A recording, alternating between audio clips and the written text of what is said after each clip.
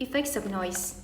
In general, it is plausible to suppose that we should prefer peace and quiet to noise, and yet most of us have had the experience of having to adjust to sleeping in the mountains or the countryside because it was initially too quiet.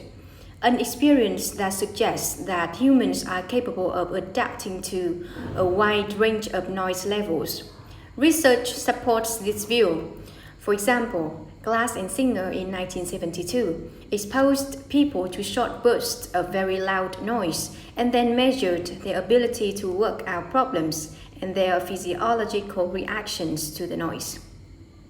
The noise were quite disruptive at first, but after about 4 minutes, the subjects were doing just as well as on their task as control subjects who were not exposed to the noise. Their physiological arousal also declined quickly to the same levels as those of the control subjects.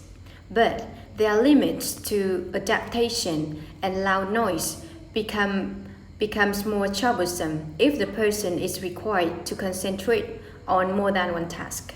For example, high noise levels interfered with the performance of subjects who were required to monitor 3 dials at a time, a task not unlike that of an aeroplane pilot or an air traffic controller. Broadbent 1957.